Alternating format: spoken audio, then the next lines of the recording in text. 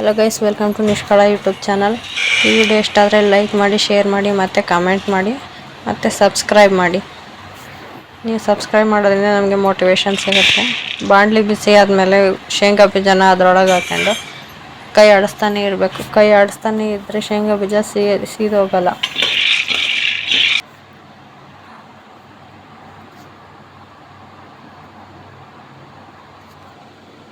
ಈ ವಿಡಿಯೋನ ಕೊನೆವರೆಗೂ ನೋಡಿ, ಮತ್ತು ಇಷ್ಟ ಆದರೆ ಲೈಕ್ ಮಾಡಿ.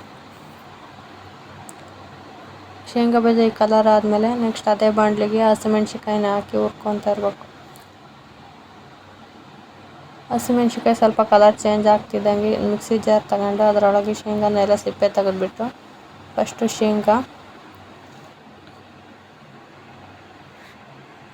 ಶೇಂಗಾನ ಹಾಕಿದ್ಮೇಲೆ ಹಸಿಮೆಣ್ಸಿಕಾಯಿನ ಹಾಕಬೇಕು.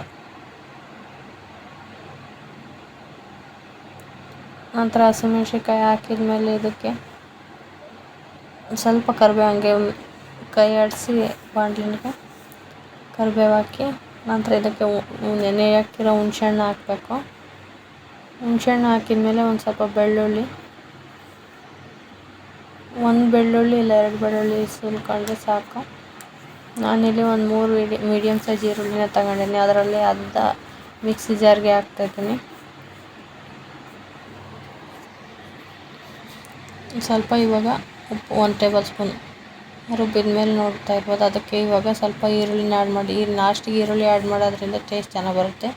ಇವಾಗ ಮಸಾಲೆ ದೋಸೆ ಕೆಂಪು ಚಟ್ನಿ ಮಾಡೋದು ಹೇಗೆ ಅಂತ ನೋಡೋಣ. ಫಸ್ಟ್ ಬಾಣಲಿ ಬಿಸಿ ಮಾಡಿ ಎಣ್ಣೆ ಹಾಕಿದ ನಂತರ ಸಾಸಿವೆ ಜೀರಿಗೆನ ಒಟ್ಟಿಗೆ ಹಾಕಬೇಕು. ಸಿಡಿದ ಮೇಲೆ ಕರಿಬೇವನ್ನ ಆ್ಯಡ್ ಮಾಡಬೇಕು.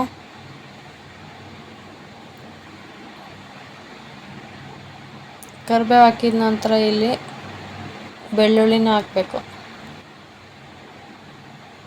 ಬೆಳ್ಳುಳ್ಳಿ ಸ್ವಲ್ಪ ಫ್ರೈ ಆದಮೇಲೆ ನಂತರ ಇದಕ್ಕೆ ಈರುಳ್ಳಿನ ಹಾಕಿ ನಾನಿಲ್ಲಿ 2 ಮೀಡಿಯಮ್ ಸೈಜ್ ಈರುಳ್ಳಿನ ತಗೊಂಡಿರೋದು. ಒಣಮೆಣ್ಸಿಕಾಯಿನ ತೊಟ್ಟು ಬಿಡಿಸಿ ಈರುಳ್ಳಿ ಜೊತೆಗೆ ಹಾಕೋದ್ರಿಂದ ಅದು ಸ್ವಲ್ಪ ಮೃದುವಾಗಿ ಚೆನ್ನಾಗಿ ಎಣ್ಣೆ ಬಿಟ್ಕೊಂಡು ಚೆನ್ನಾಗಾಗುತ್ತೆ. ಮೆಣ್ಸಿಕಾಯಿ ಜೊತೆನೇ ಸ್ವಲ್ಪ ಹುಣಸೆ ಹಣ್ಣನ್ನ ಹಾಕಬೇಕು. ಈಗ 1/2 ಟೇಬಲ್ ಸ್ಪೂನ್ ಉಪ್ಪು ಹಾಕಿ ಸ್ವಲ್ಪ ಕೈ ಆಡಿಸ್ತಾ ಇರಬೇಕು.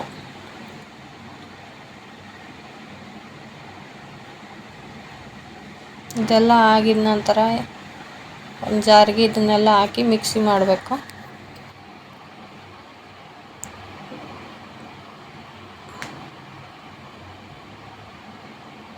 ಇದಕ್ಕೆ ನೀರು ಹಾಕೋ ಅವಶ್ಯಕತೆಯೇ ಇಲ್ಲ. ಇದು ನುಣ್ಣಗೆ ಪೇಸ್ಟ್ ಆದರೆ ಸಾಕು. ನೋಡ್ತಾ ಇರ್ಬೋದು, ಈ ಥರ ಪೇಸ್ಟ್ ಮಾಡ್ತಿದ್ದೀನಿ. ಇದೆಲ್ಲ ಆದಮೇಲೆ ನಂತರ ಇದಕ್ಕೆ ಮಿಕ್ಸಿ ಜಾರಿಂದ ಉಳ್ಕೊಂಡಿರೋದನ್ನೆಲ್ಲ ನೀರು ಹಾಕಿ ತೆಗೆದು ಅದಕ್ಕೆ ಆ್ಯಡ್ ಮಾಡಿ ಮಸಾಲೆ ದೋಸೆ ಮಾಡ್ಬೇಕಾದ್ರೆ ಇದನ್ನು ಹಚ್ಬೇಕು.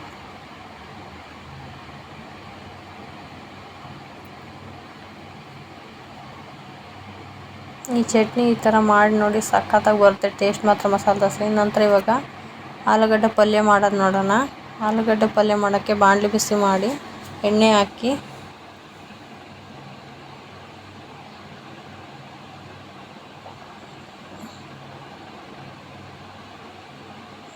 ಅದಕ್ಕೆ ಈಗ ಕರಿಬೇವನ್ನ ಆ್ಯಡ್ ಮಾಡಬೇಕು. ಕರಿಬೇವನ್ನ ಆ್ಯಡ್ ಮಾಡೋದ್ರಿಂದ ಹಸಿ ಕರಿಬೇವನ್ನ ಆ್ಯಡ್ ಮಾಡಬೇಕು. ಇದು ಟೇಸ್ಟ್ ಚೆನ್ನಾಗಿ ಕೊಡುತ್ತೆ. ನಂತರ ಇದಕ್ಕೆ ಜೀರಿಗೆನ ಹಾಕಬೇಕು. ಈಗ 1/2 ಟೇಬಲ್ ಸ್ಪೂನ್ ಸಾಸಿವೆ ಹಾಕ್ತಾಯಿದ್ವಿ. ಇದಷ್ಟು ಚಟ್ಪಟ ಅಂತ ಸಿಡಿದ ಮೇಲೆ ಇದಕ್ಕೆ ಹಸಿಮೆಣ್ಸಿಕಾಯಿನ ಹಾಕಬೇಕು. ಹಸಿಮೆಣ್ಸಿಕಾಯಿನ ಆಯಿಲಲ್ಲಿ ಡೀಪ್ ಫ್ರೈ ಮಾಡಬೇಕು, ಇಲ್ಲಾಂದರೆ ಅದು ಟೇಸ್ಟ್ ಚೆನ್ನಾಗಿ ಕೊಡೋಲ್ಲ.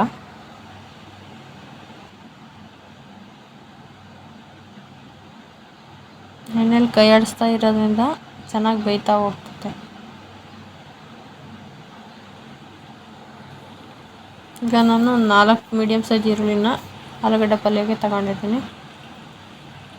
ಇದೇ ಟೈಮಲ್ಲಿ ಉಪ್ಪನ್ನು ಆ್ಯಡ್ ಮಾಡ್ಕೊಳ್ರಿ. ಆವಾಗ ಈರುಳ್ಳಿ ಬೇಗ ಬೇಯ್ತೈತೆ. ಹಸಿ ವಾಸನೆ ಹೋಗೋವರೆಗೂ ಬೇಯಿಸ್ಕೊಳ್ರಿ ಎಣ್ಣೆಲಿ.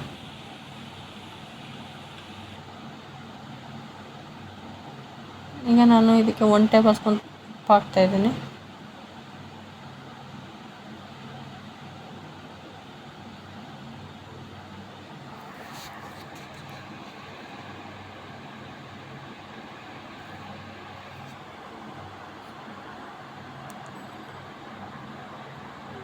ಈರುಳ್ಳಿ ಕಲರ್ ಬಿಡ್ತಾ ಬರುತ್ತಲ್ಲ ಆ ಟೈಮಲ್ಲಿ ಇದಕ್ಕೆ ಅರಿಶಿನ ಪುಡಿನ ಆ್ಯಡ್ ಮಾಡಿರಿ. ಈ ಟೈಮಲ್ಲಿ ಅರಿಶಿನ ಪುಡಿ ಆ್ಯಡ್ ಮಾಡೋದ್ರಿಂದ ಟೇಸ್ಟ್ ಚೆನ್ನಾಗಿ ಕೊಡುತ್ತೆ.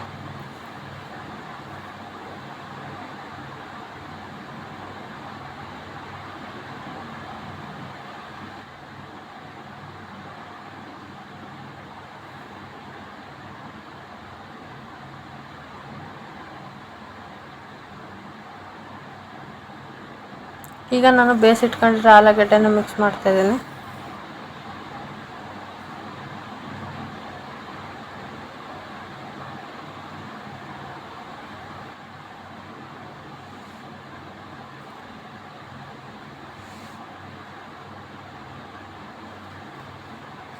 ಆಲೂಗಡ್ಡೆ ಪಲ್ಯ ಅಂತೂ ಸೂಪರಾಗಿ ಬಂದಿರುತ್ತೆ. ಈ ಥರ ಒಂದು ಸಲ ಟ್ರೈ ಮಾಡಿ ನೋಡಿ, ಸಖತ್ತಾಗಿರುತ್ತೆ.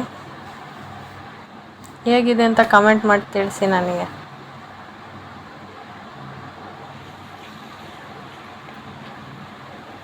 ನೋಡ್ತಾ ಇರ್ಬೋದು ಆಲೂಗಡ್ಡೆ ಪಲ್ಯ ಅಲ್ಲೇ ಆಗಿದೆ. ನೀವು ಬೇಕಾದ್ರೆ ಇದಕ್ಕೆ ತೆಂಗಿನ ತುರಿನೂ ಆ್ಯಡ್ ಮಾಡ್ಕೋಬೋದು. ನಂತರ ಇವಾಗ ಆಲೂಗಡ್ಡೆ ಪಲ್ಯ ಮುಗಿತು, ದೋಸೆ ಹೇಗೆ ಮಾಡೋದಂತ ನೋಡೋಣ. ನಾನು ಹಿಟ್ಟನ್ನು ಮುಂಚೆನೇ ರುಬ್ಬಿಟ್ಕೊಂಡಿದ್ದೆ. ನಂತರ ಈಗ ಒಂದು ತವಾನ ಇಟ್ಟು ಅದಕ್ಕಾದ್ಮೇಲೆ ಬಿಸಿ ಮಾಡಿದ ಮೇಲೆ ಈಗ ದೋಸೆನ ಹಾಕ್ಬೇಕು.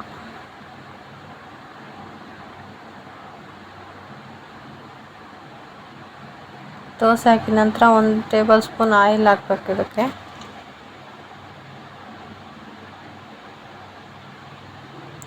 ನಿಮ್ಗೆ ಎಷ್ಟು ಬೇಕು ಅನ್ಸುತ್ತೆ ಅಷ್ಟು ಆ್ಯಡ್ ಮಾಡ್ಕೊಳ್ರಿ.